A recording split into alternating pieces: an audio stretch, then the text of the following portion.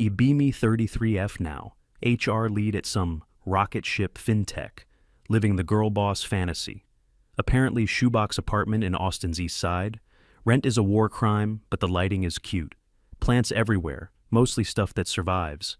Neglect, motivational posters. About breaking ceilings and taking seats at tables. Drive a white Model Y, because vibes and optics and job title says People Ops Director. Real job is daycare for 160 adult men who think they're demigods because they can write Python. Company is like 80-something% male. Engineering, sales, product, all hoodie dudes and Patagonia bros. It grinds you down. Open office is non-stop chaos. Sales team smacking a stupid bell every time they close a deal. Engineers having holy wars about Rust versus Go at jet engine volume. PMs explaining roadmaps like they invented calendars to the three women in design. Sit in my glass fishbowl office and just watch it happen. Feels like a frat house that accidentally got a Series A. Tell myself I'm the culture architect. Not just HR, it's civilization. I'm here to domesticate the barbarians. Listen to podcasts on my commute about male volume as unspoken violence and spatial patriarchy and all that. It hits a little too hard. The way they sprawl in chairs, the way they talk over each other, the way they assume the room belongs to them. It's not just annoying, it's dominance behavior with a salary. Been tracking interruptions and meetings for months. Secret spreadsheet like I'm the FBI. Men cut women off like 70% of the time. Women preface everything with sorry like 90% of the time. Makes my jaw clench every time. Need something bigger than another DEI lunch and learn. They'll eat the free pizza and forget the slides before the grease cools. I want structural change, something that forces them to feel what we feel, that moment where your voice just vanishes. Monday morning, all hands, CEO. Tyler, up there doing the usual KPI sermon, classic tech founder, archetype, mid-30s, all birds, thinks he's half Elon, half therapist, terrified of bad PR, which is basically my superpower. Q&A starts the junior dev. Lily raises her hand. She starts asking about work-life balance. Gets like 5 words in. Sales. VP Chad jumps in over her. Actually, on burn rate, starts yapping about enterprise accounts like he's the main character. Tyler instantly pivots to answer him. Doesn't even pretend to notice her hand. Lily slowly lowers it. Face goes blank, like she's used to it. Nobody reacts. But I saw it. That's the spark. Rest of the day, I'm basically vibrating with rage, walking around like a ghost, scribbling in my notebook. Write a header. Project resonance. Idea? Create scarcity of male voices, so women's words stop getting treated like background noise. Force empathy through structure instead of begging for it. Come up with a policy that sounds harmless but hits like a hammer. Mindful Tuesdays. Soft name. Corporate friendly. Smells like chamomile. Mandate is active listening and written communication excellence. Male employees observe 1 day of verbal silence, talking only allowed for critical emergencies. Everything else through Slack, email, Jira. Women have the floor. Women run meetings. Women speak without being bulldozed. It's elegant. It's disruptive. It's the kind of thing people write think pieces about. Schedule a one-on-one with Tyler late afternoon. Pitch it like I'm selling a feature, not a punishment. We're bleeding female talent, they feel unheard. This costs nothing, it's empathy training. Tyler's eyes go wide. Silence like, no talking. How does sales call clients? They can email or move calls to other days. Teaches prioritization. He starts sweating. Engineers need to collaborate. They already worship Slack. Tyler, they complain meetings kill deep work. This gives them focus time. Frame it as a productivity play. Use his own language against him. Say async optimization and deep work blocks. He twitches at the buzzwords, finally nods, slow and reluctant. Okay, as a pilot, 1 month. If output tanks, we kill it. Shake on it. Walk out feeling like I just signed something historic. Wednesday morning rollout. Send company-wide email. Subject, new initiative, Mindful Tuesdays, and the power of listening. Fill it with the thickest HR fog imaginable. Synergistic communication. asynchronous workflow alignment, decentering dominant narratives, the whole salad bar, bold the rules. Rule 1, every Tuesday is a silent reflection day for male-identifying staff. Rule 2, spoken communication reserved for women and absolute emergencies. Rule 3, meetings led exclusively by women. Rule 4, internal comms via Slack, text only. Hit send. Brace for impact. Slack lights up like a burning server. Rack, general channel, first. Confusion. Is this real? Is it April Fool's? Then the anger. How do I do code review like this? I have client demos every Tuesday. I reply in threads with cheerful little emojis. Great chance to practice documentation. Please reschedule demos to Wednesday or Thursday. Clients appreciate flexibility and thoughtful planning. Watch the salt pour in. Then there's a knock and my stomach drops. Henry enters, lead back-end engineer, absolute unit, 6'4" or something. Beard, stone face. Never seen him smile once. Built the core payment system. The one person Tyler is terrified of losing. He stops in my doorway, arms crossed, voice flat as a wall. Emma. Henry shows up in my doorway like a storm cloud. No greeting, just straight into it. He speaks like he's reading a status report. So you're excited about this? Because it's going to crater our velocity. I lean back in my chair like I'm on a podcast. It's 1 day a week, Henry. He shakes his head once, slow. It's not 1 day, it's a bottleneck. Then he starts explaining like I'm a junior dev. Verbal comms are high bandwidth. Typing is low bandwidth. You're throttling information flow on purpose. I smile like I'm listening to a toddler argue bedtime. Exactly. Equity. Maybe if you guys listened instead of shouting, you'd write cleaner code. He doesn't flinch, just stares at me. Not angry, more like calculating, like he's looking at a bug he can't patch, so he's planning a workaround. Then he says one line, define emergency. I wave a hand, joking. Fire, blood, or the server's fully dying. Anything else? Put it in a ticket. He nods once. Understood. Turns around and leaves. No rant, no tantrum, no dramatic confrontation. I'm weirdly annoyed. I wanted him to blow up so I could write him up for aggressive tone. Instead, he just accepted the constraints. Fine. Compliance is compliance, weekend before the first Tuesday. I go full campaign mode. Design little pin buttons that say Silent Alley. Order a tray of purple cupcakes for the kitchen. Make a whole poster about the power of listening, like it's a non-profit fundraiser. Feel like a general the night before battle. Text to my group chat. Tomorrow, I'm literally changing workplace history. The bros are not ready. My friends spam me with "Yas Queen," gifts and crowns, and clapping hands. Validation hits like a warm drink. Sunday night, I sleep like garbage. Brain running highlight reels. Imagining the office calm and airy. Women laughing, collaborating, filling the space. Men quietly working in the background, finally understanding where they belong. In my head, it's a utopia. First Tuesday arrives. I walk in around 8:15. Normally the place is already a zoo. Coffee grinder screaming. People yelling across desks about sports, crypto, whatever new scam they love. Today, it's like someone hit mute on the whole building. Church silence, honestly unsettling. I walk through the engineering area like 30 dudes at their stations. Headphones on, typing, just non-stop. Key clacks, clack, clack, clack, clack. Sounds like a swarm of metal insects. Pass Henry's desk. He doesn't even glance up. He has a silent ally button stuck on his monitor. But it's upside down, little act of petty rebellion. I file it away. Go to the kitchen, line at the espresso machine. Usually it's peak bro. Social hour. Today the men stand there staring at their phones. No eye contact, no banter, like NPCs waiting for a prompt. 2 women at the table, Lily and another dev, Sarah. Lily sees me and actually speaks. Hey, Emma. Her voice echoes in the dead quiet. Heads swivel for half a second. Then they all pretend they didn't hear anything. I keep my tone bright. Hey, how's it feeling? Sarah shrugs, half smiling. It's weird, but I can actually hear myself think. My face lights up. Yes, enjoy the space. It's yours. Then Toby drifts over. Toby from marketing. Classic performative male feminist. Always retweeting my posts about equity. Always trying to be one of the girls. He waves like he's directing airport traffic. Points at his mouth, then gives an enthusiastic thumbs up. Pulls a tiny notepad out like he planned this.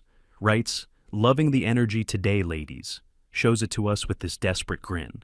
I give him the tightest smile I own. "Thanks, Toby. You can go sit down." He nods like I just knighted him, shuffles away. Even the allies are exhausting, but at least he's quiet. 10 a.m., engineering stand-up. I stand off to the side to observe. Usually, Henry runs it like a machine. Today, Sarah has to lead. She looks like someone shoved her onto a stage with no script. Team forms the little scrum circle. Henry, a handful of seniors, 2 juniors. Sarah grips the marker like it's a weapon. "Okay, ticket 512. She looks straight at Henry for confirmation. Henry just stares, no nod, no shake, no facial expression. Literal statue. Sarah's eyes start darting. Is that one done, Henry?" Henry pulls out his phone, starts typing. Everyone's pocket buzzes at the exact same time. Slack notification chorus. Henry message, 512 blocked by API v3 dependency. See Jira, comment number 28. Sarah checks her phone, swallows. "Okay, right. Ticket 517. Ping. Henry message, completed. Push to staging. The rhythm is torture. She speaks. Pause while he types. Everyone reads, she speaks again. A meeting that should be 10 minutes turns into like 40. By the end, Sarah looks drained. "Okay, thanks everyone." She exhales like she ran a mile. The men scatter instantly. No goodbye, just dissolve back into desks. I walk up like I'm giving a medal. "Great job leading, Sarah." She looks at me with dead tired eyes. "Emma, that was awful. It took forever. I felt like I was talking to drywall." I keep my tone calm. "It takes adjustment. They're learning to yield." "You're doing fine?" She just rubs her forehead. Lunch hits. I go to the cafeteria. The vibe is segregated by behavior. Women sitting together, actually talking, mostly whispering about how bizarre everything feels. Men scattered like dropped marbles, some eating at their desks even though it's against policy. I let it slide because I'm too busy watching the experiment. Others sitting alone scrolling Reddit with the intensity of prayer.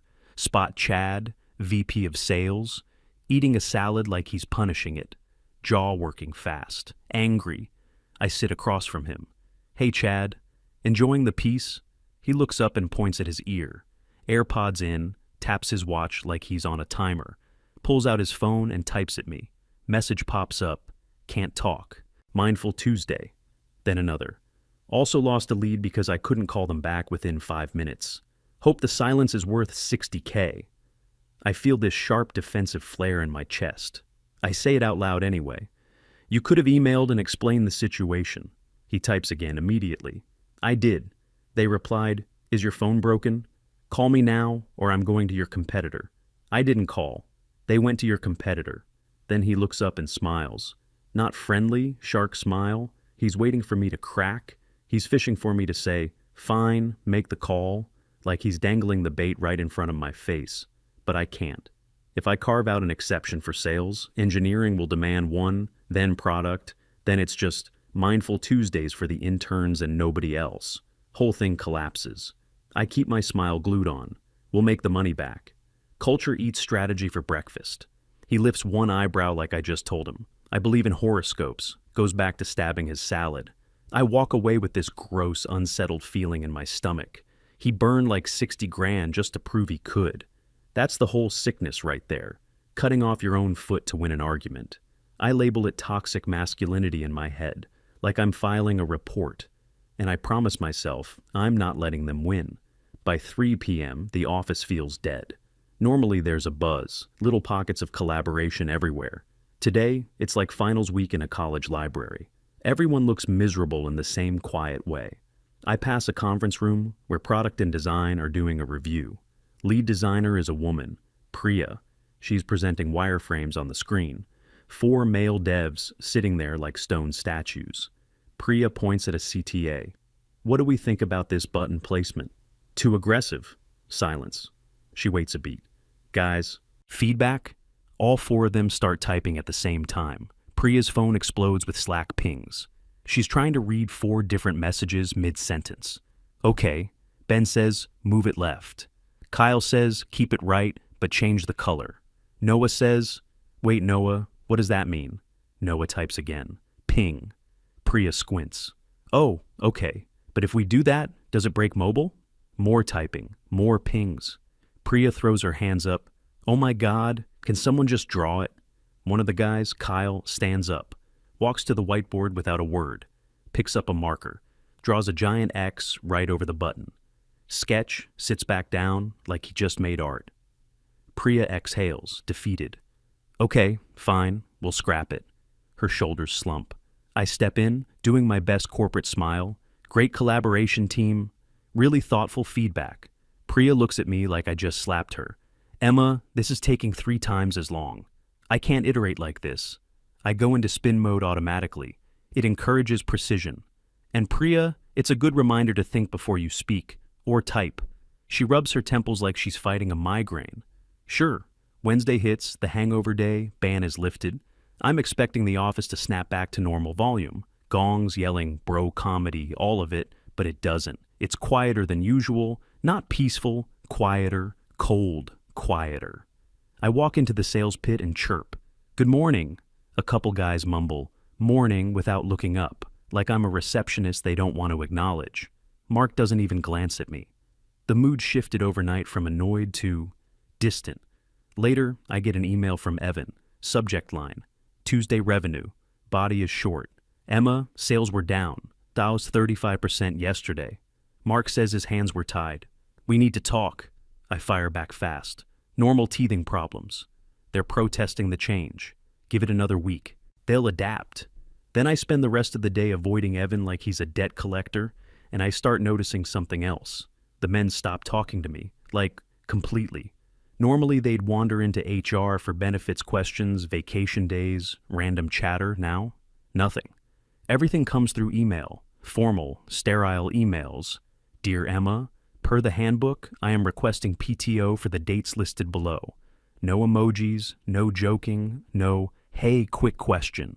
Just ice-cold professionalism. It feels creepy, but I tell myself it's fine.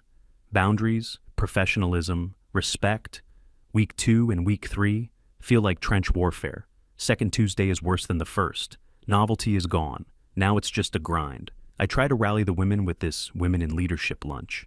20 women around a table with catered salads. I do my little facilitator voice. Okay, how are we feeling? Silence. Real silence, not policy silence. Finally, Nina speaks up. Honestly, it's kind of awkward. I tilt my head. Awkward how? She hesitates. They're being weirdly obedient. Like yesterday, I asked Ben for help with a database query. Normally, he'd just come over and show me. Yesterday, he sent me a link to documentation and said, read this. He wouldn't talk to me. I instantly try to flip it. That's empowering. It pushes self-sufficiency. Nina frowns. Yeah, but it took me 3 hours. He could have explained it in like 5 minutes. I keep smiling, even though I can feel the room cooling. Self-reliance is key, Nina. She looks down at her salad like it's suddenly fascinating. I can feel Faith slipping out of the room, but I'm too deep to stop, because now the men have figured out how to weaponize it. They're not just silent, they're strategically silent. Accounting guy, Derek, is the worst. He literally shows up on Tuesdays with a little chalkboard that says vow of silence. Wears it around his neck like it's a costume. If you ask him anything, he writes the answer out in slow motion, then waits for you to read it, then erases it with this smug little flourish. I catch him smirking while he wipes it clean. They're mocking me, but I'm not cracking. Week 4 hits, and I'm running on stress and spite. Evan is on my case constantly. Investors are asking questions now, like why commit velocity is down around 20% this month, why output metrics look weird. I need a win. Tuesday afternoon, everything goes sideways. I'm in the server room with Gabe and a junior dev, Kelsey. Something is wrong with the main production database. Customers are tweeting that the app is down, support tickets stacking up like bodies. Gabe is at the terminal, calm as a monk, typing commands, eyes glued to the screen.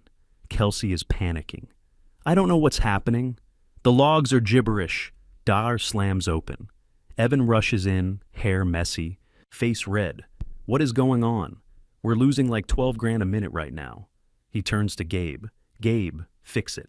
Gabe keeps typing, not speaking. Evan points at Kelsey. Explain to her what to do so she can help you.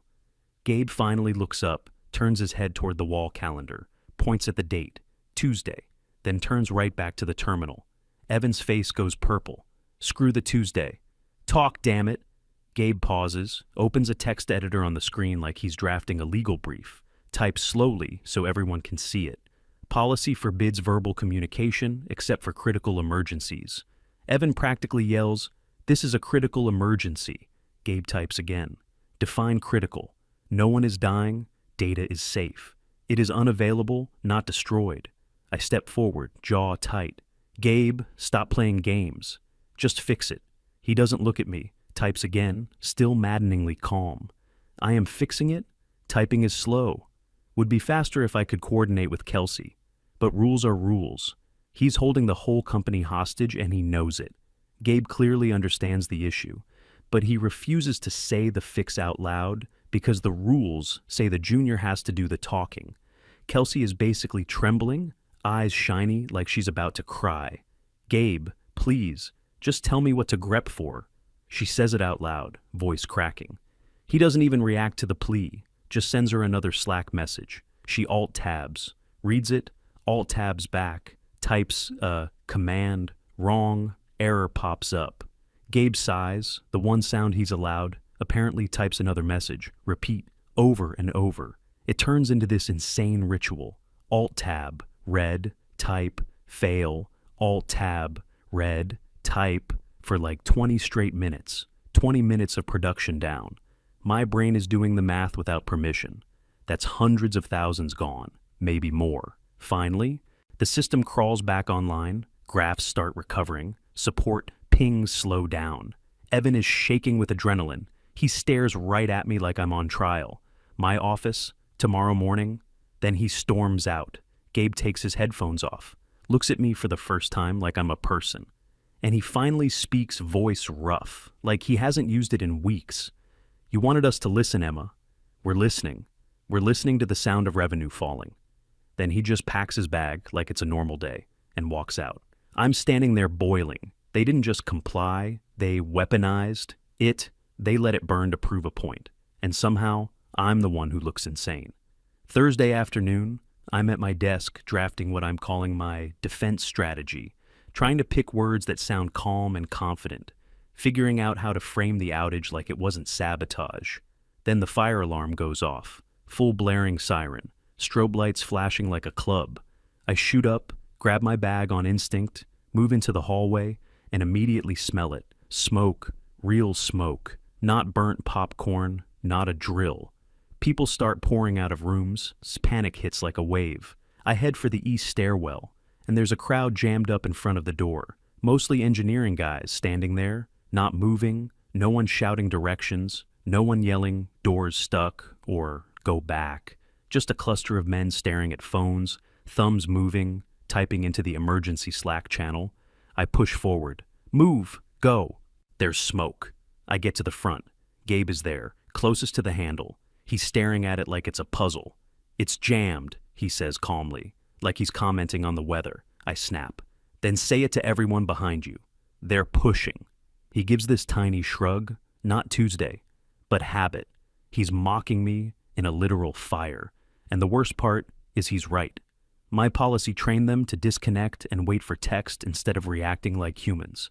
So I do the only thing left. I scream, as loud as I can. Everyone turn around. The door is jammed. Go to the west stairs. My voice cracks halfway through. I sound hysterical, like a stereotype. The guys look at me, then slowly start turning. Orderly, silent, like robots switching routes. We funnel toward the other stairwell. We get outside into the parking lot. Cold air hits my lungs and I start coughing. Fire trucks roll up, lights flashing. Turns out it's a small electrical fire in the break room. Nothing catastrophic, but enough smoke to make the point. I'm standing there wheezing. Evan finds me. Are you okay? I cough and point back at the building. The door was jammed. Nobody said anything. They just stood there. Evan looks past me at the engineering cluster, all of them standing silent together like a herd. He lowers his voice. "You broke them, Emma." It lands like a slap. "I was trying to make them allies," I say automatically. Evan shakes his head. "No, you were trying to make them irrelevant. And now they act like it." I look over at Gabe. He's checking his watch like we're waiting for a table at a restaurant, totally unbothered. He catches my eye, doesn't smile, doesn't scowl, just indifferent. That hurts more than anger ever could. Hate means I matter. Indifference means I'm just noise in the system. Friday morning, meeting with Evan. He doesn't even raise his voice. He looks exhausted, like he aged a year in a week. "Emma, the board met last night." I start talking fast. "I can explain the outage. Gabe was being passive-aggressive and—" He holds up a hand. "It doesn't matter whose fault the specifics are. The culture is toxic." He flips through papers like he's reading a death certificate. "We have 3 complaints from sales claiming hostile work environment. We lost key accounts. Engineering is threatening to unionize." Then he slides a document across the desk. "Severance, 2 weeks' pay. Sign it and go." My stomach drops. 2 weeks? I've been here almost 3 years. Evan doesn't blink. "You cost us a few million in a month. Take the 2 weeks." My hands are shaking when I pick up the pen. I sign because I don't have power anymore. I try one last line, voice bitter. "You're making a mistake. You're silencing a progressive voice." He says it flat. "I'm silencing a liability. Goodbye, Emma." I pack a box, the sad cardboard walk of shame, walk through the open office. It's Friday, no ban, everyone could be loud again, but nobody talks to me, not one joke, not one comment, just eyes sliding away like I'm a stain. As I pass engineering, I hear laughter. I glance over, and there's Gabe, sitting with Sarah and Kelsey, pointing at a screen, actually animated, hands moving, talking like a normal human being. Sarah is laughing. "Oh my God, that makes so much sense. Why didn't we do that earlier?" Gabe answers, voice clear, carrying over the desks. "Because we were waiting for the noise to clear." He's talking about code, but he's also talking about me. He sees me. The smile drops off his face instantly. The whole little group goes quiet. They just watch me walk by. 30 pairs of eyes following me to the elevator. No catcalls, no interruptions, no mansplaining, just pure, indifferent silence. Elevator doors close. My reflection stares back at me in the brushed metal. I look exhausted. I look smaller than I remember. I got exactly what I demanded. Men who won't speak to me. And it's the loneliest feeling I've ever had. 6 months later. I'm unemployed. Rent past due. Living in a shared place in Alameda with 3 creatives who pay bills with vibes. Spending mornings applying to nonprofits that offer fulfillment instead of money. I'm in a coffee shop. 2 guys at the next table are talking code. One of them is loud, interrupting, passionate. Old me would have rolled my eyes. Old me would have posted a thread about male entitlement. Current me just sips my latte and listens because at least they're building something. Phone buzzes, LinkedIn notification, Gabe got promoted to CTO. There's an article attached, a headline about radical focus and asynchronous workflows, saving a fintech unicorn. He took the silence idea, tweaked it, made it Focus Tuesdays. No meetings, just coding, stripped out the gender war, sold it as efficiency, and now he's a hero. I close my laptop, stare out the window. The world keeps making noise, and I'm finally quiet.